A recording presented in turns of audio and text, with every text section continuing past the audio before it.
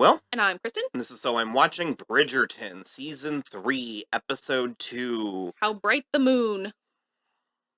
Named such probably because they had a celestial-themed ball that I loved. They kept saying that word, but I was like a little bit not plugged in until when it cut to the ball and everything was so dark with just the candlelight. I was like, ooh, I was very taken by it. I think like the wide shot of the whole ball, I think didn't look so great, but like all of the like actual interactings was nice. So, I mean, I love the sun, the daylight, all that, but I'm also a little bit of a night owl, so there's something cozy about that, like... So the moon slaps. Yeah, I don't know. I was really into it. I was like, I'm gonna want to be throwing a lot of themed parties after this. Yeah. Also, you can look directly at the moon. She wants you to look at her. Unlike that bitch, the sun, who may or may not be alive. I sent it to you. Have you seen it? Yeah. At this point, we should be so lucky that the sun is alive.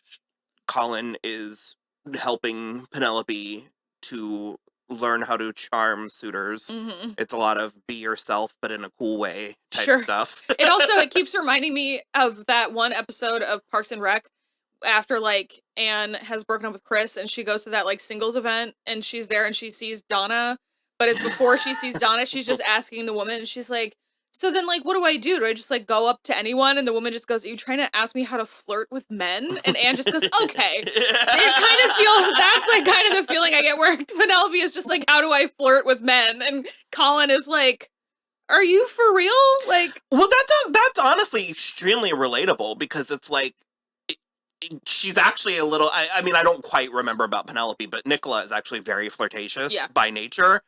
But I can see how when you think you are supposed to be doing it, how it turns into what do I do with my hands? Sure. Like... and to piggyback off of that, but go a slightly different direction, because in one of those interviews that I saw, Nicola was talking about how she actually is also bad at flirting, but it doesn't seem like it because she's very comfortable with Luke Newton. And so it's the same thing where Colin was so close to the correct point when he was like, when we first met, I was charmed by you because you're very charming. And he was like, it's obviously because we were kids. And I was like, no, it's because she likes you and she's comfortable with you.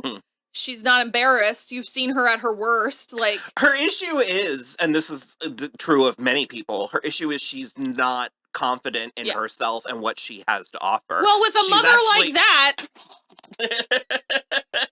And we'll get to Cressida in a minute. But woof. No, she's actually very... very charming and very playful, because that the flirtation is just playfulness with the slight suggestion of sex. Sure. You know, so at kissing at the least. Like, well, that falls under the I don't know, as Prudence and Coldwater or whatever. No, Philippa.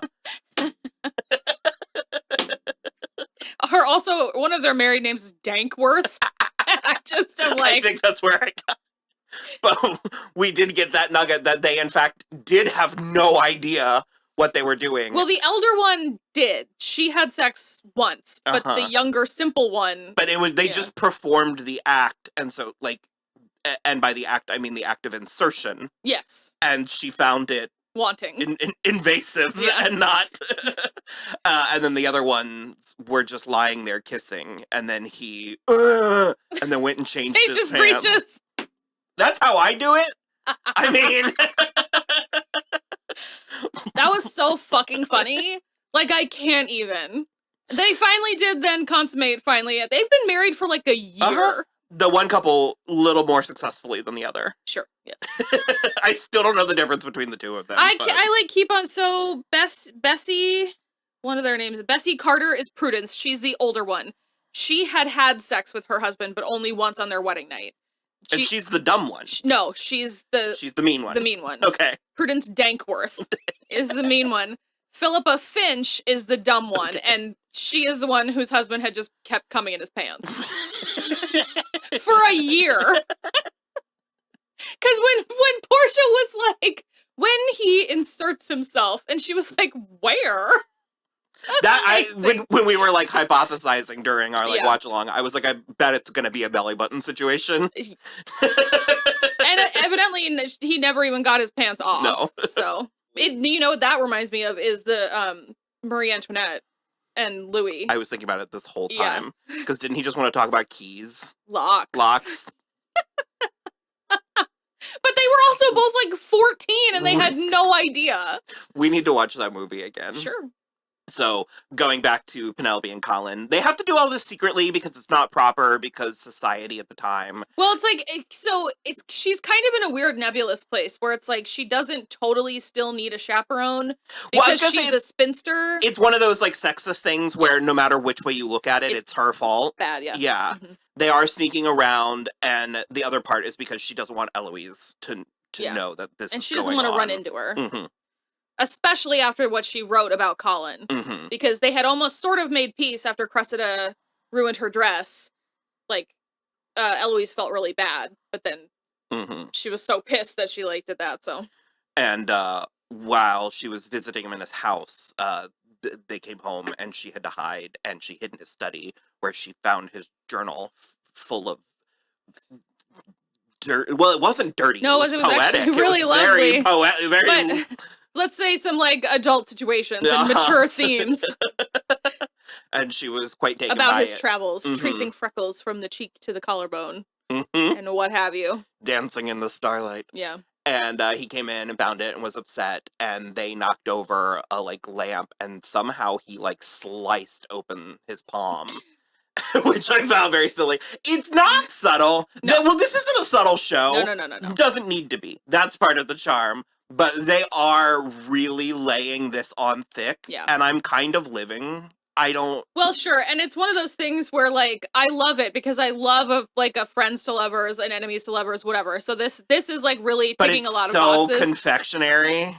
But the thing about it is that, like, you have to really ride a knife's edge because otherwise Colin is the dumbest man who's ever lived. You cannot tell that she is looking longingly at you in every single instance that she's looking at you. How dumb can you get?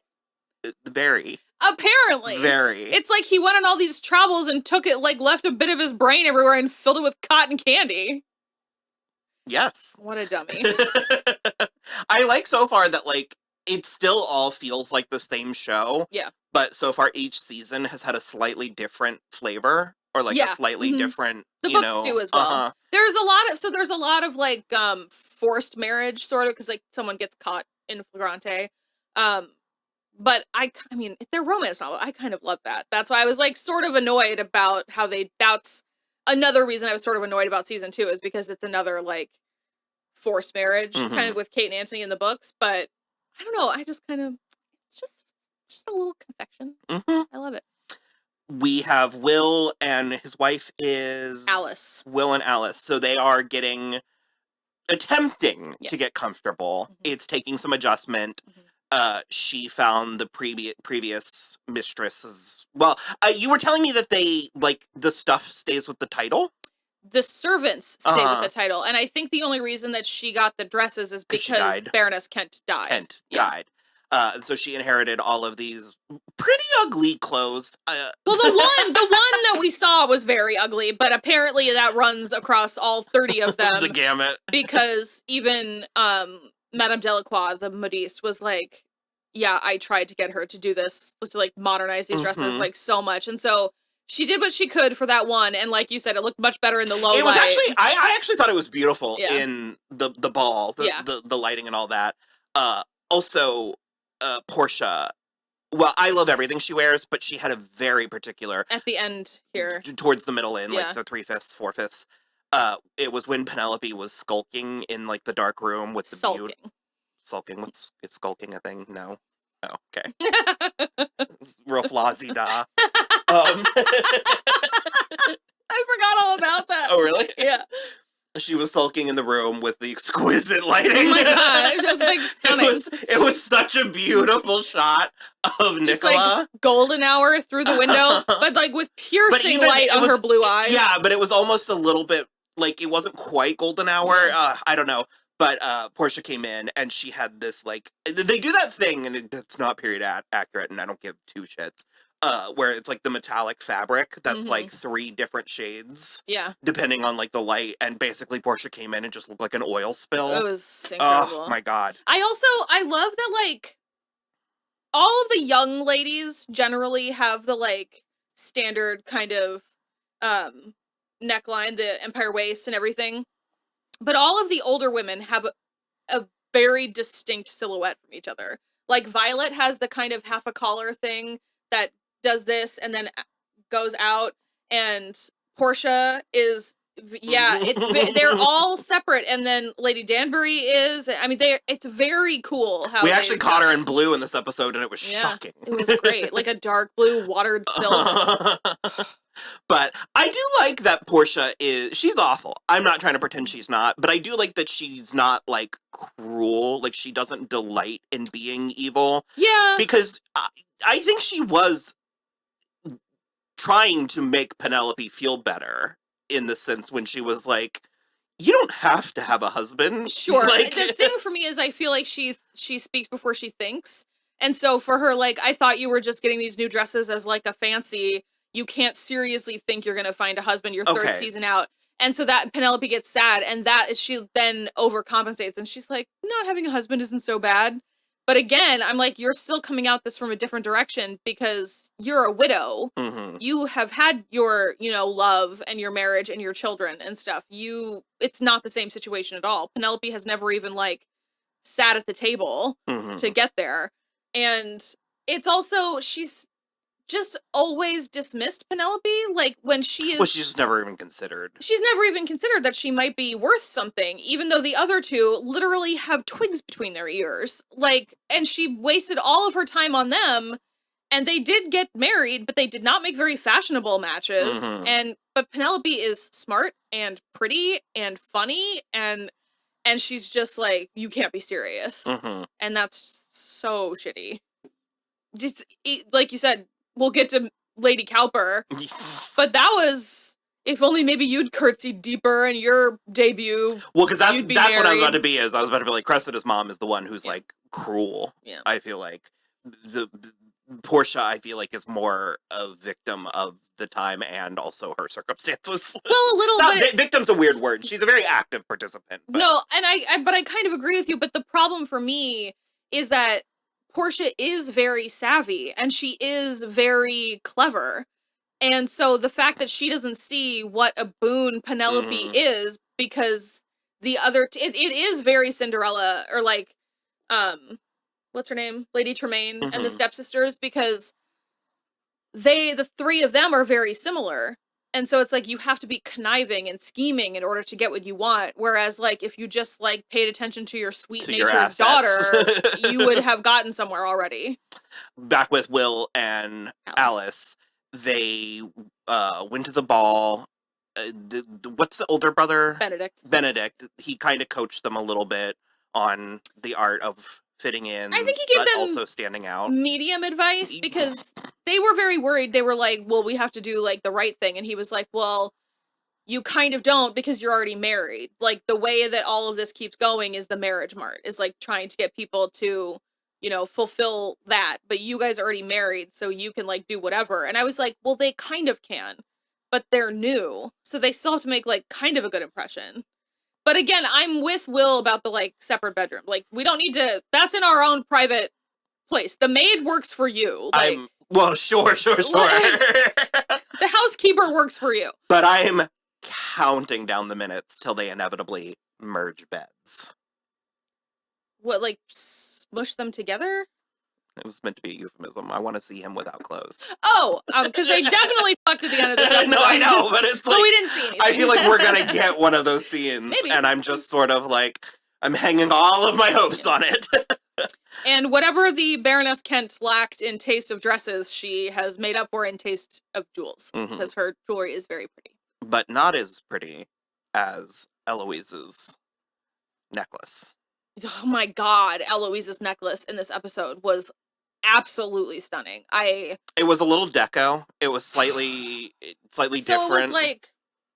It was just like a sort of, I mean, it was curved obviously, but it's just like a straight, like, block of small diamonds, but then every so often there was a large one.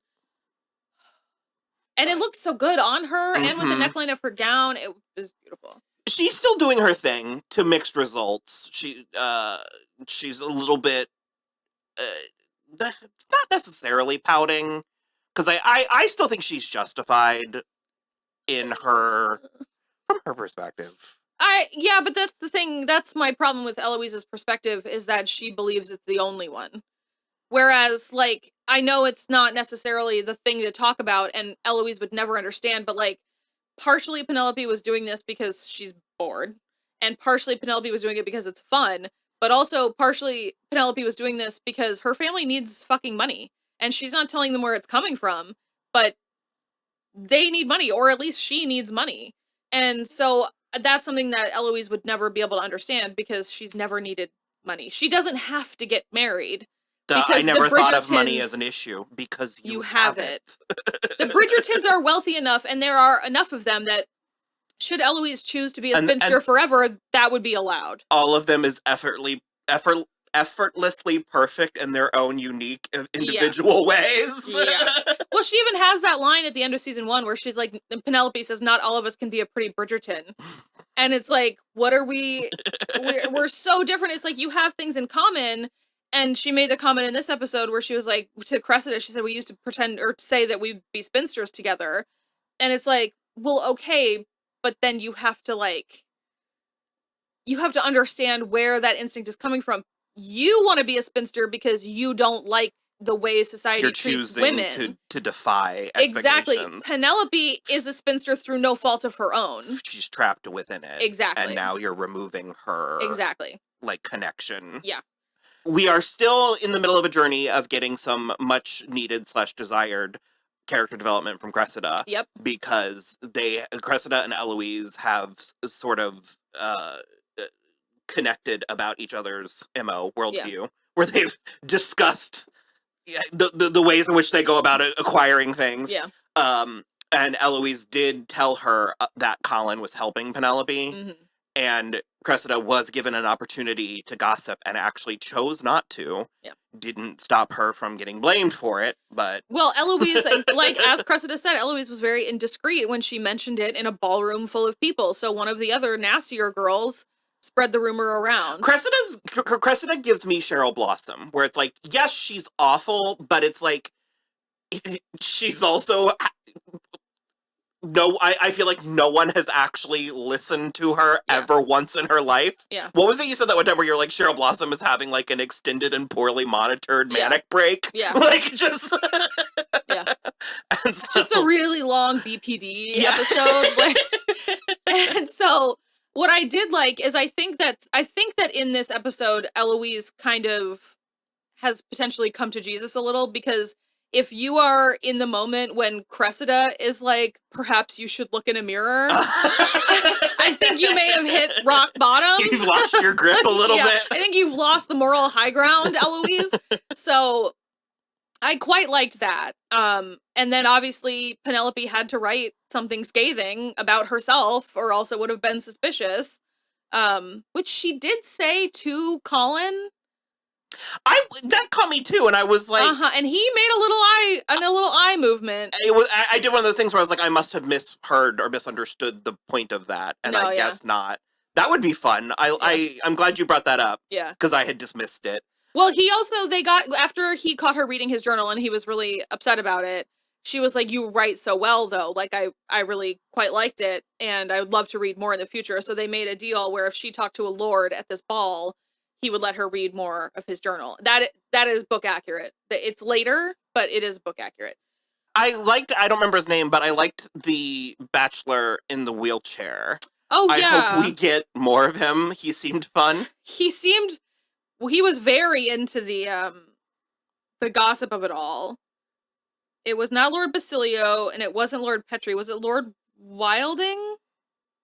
I don't remember, but that's what you gotta do. If you're not with the cool kids, then you need to find a group of misfits and make yourselves the cool kids. Yeah. Well, he was like so fun, and she had like a really easy time talking to him, and it was like, and then Colin got a little bit jealous. It's also because I think the stakes were off. Sure. You know, and because she wasn't intimidated by him. So. And he was gonna call on her tomorrow. I don't think anymore, but he was like, "Can I call on you tomorrow?" We'll see. Yeah. I don't know. It was very conspicuous. So we'll see. I love the Queen. I keep fighting the urge to say, I wish we had a show about her. We do. Because we do, Yeah. and we didn't watch it because we weren't able to. We were busy or something. We weren't able to at the time. And then this happens to me. I'm trying to reconcile it because I can't live the rest of my life this way. But I just never did watch it because I was saving it to cover for the show. Well, I haven't watched it either. I've seen a lot of stuff about it. It is apparently heartbreaking. But it's like, I love that the queen is so beautiful and so amazing, but also funny and also kind of, she's not an idiot. No, but she's very easy to manipulate. Yeah. I think it's so funny. She's very smart and canny, and she like canny is a very good word. But she also is like, she just keeps being like, I'd love to play a game, and because I so rarely lose or whatever. And I was like, bitch, you have lost against Lady Whistledown every time. It's very the cleverness of me. Sure. And I just kind of feel like, you know what, she's earned it. Like, we've watched men behave this way. Oh yeah. In positions of leadership. Yeah. For eons. I'm enjoying Golda doing this. Yes, yeah. But they're trying to, because they've Lady Whistledown has kind of tricked her into reopening the diamond of the season race competition. And so, because both Penelope / Lady Whistledown and Lady Danbury are tricking her into thinking she's had this great idea. Yeah, because after Penelope and Francesca's conversation in episode 1, she was like, let's see what we can do. And so Lady Danbury had Francesca go play the pianoforte in another room and then ushered Queen Charlotte in. And then, oops, my bosoms fell out. It's very that energy. And so she didn't decree anything, but she definitely took note. Yeah. And well, because it was very funny, because she was like, no, you just, not for any attention, you just did it to do it. And it's like, oh, girl. I like Francesca's perspective that she just sort of isn't interested in this and just sort of wants to get it over with. Yeah. So she's treating it very pragmatically in a show and culture full of pick-me's. Yeah. I think it's really, it's a fun breath of fresh air that, you know, in this time period without air conditioning, we need those cross breezes to come in and sort of freshen the place up. Well, so. I don't want to give it away, because should she get her own season, I'd really like to see it, but Francesca's story is one of my favorites. Interesting. It's very good. You did comment about how, or you made a note in our watch along, if you want to watch with us, patreon.com/soimwatching about how you like that Miss Varley was being nice to Penelope. Well, she's just so schemy and like in Porsha's pocket that like for her to be sweet to Penelope, which like that's I feel like the first time we've ever seen that, which she was like, I'm glad your mother let you keep these dresses. They suit you. That was super nice. I liked that quite a lot. And these dresses do fucking suit her. They look amazing. Well, there's been a little bit of murmuring of you know, firing servants, what have you. And so I'm wondering if that's maybe foreshadowing, if there's gonna be some allegiances shifting as we go through this season. Yeah, well, because Porsha could potentially take away. Because Philippa, I think, wanted to get rid of Varley, and Prudence was like, I want to keep her. Like, no. So, yeah, I think that was good. Oh, when was Colin banging the hookers? Was that this episode? In this episode, yeah. I know it's true. Yeah. Like, I know it's true. But it's still, I'm like, this is not fair. No, it's not fair at all. It's not fair at all. And also... It's also unsustainable. In what capacity? So, the population, there are more women... Well, that makes not it necessarily sustainable. Yeah. I was going to say. I'm like, all men can't be banging tons of women, but then also only marrying virgins, because at a certain point... Those are separate groups of women. I understand that, but I still... Somebody knows what I mean. It's like, unsustainable. Those women were not at the party. I understand. Well, so, okay, I guess maybe the slutty one. The pool is smaller. The pool of whores is smaller. Okay. Yeah, all of the men are having sex with both of those. Okay. Sex workers. Okay. I still think it's wrong. It's wrong. I'm not afraid to say it. No, I'm not arguing that it's right. I definitely still think it's wrong. It's such a double standard that the society women cannot have sex at their discretion and the men can. And also, but I do love the dichotomy because it's very similar to in season 2. There's like a whole montage of Anthony going on these really horrible dates with these girls looking for a wife. And then in between every like meeting with an eligible bachelorette, he is fucking a different prostitute at the brothel. And I'm just like, this sucks. Like, I agree, it sucks. And then Penelope and Colin did kiss at the end. He comes to see her and she's like, will you just please kiss me? I could die tomorrow. I'm certainly not getting a husband now. Like, I don't want to, I've never been kissed. Just please do it. And he does. And it... Kiss me. Oh, it was quite good. It was under the milky twilight for sure. But yeah, it was super nice. I think Colin is definitely thinking some thoughts. Especially when she... That's a first. Yeah, right. I hope they don't die of loneliness.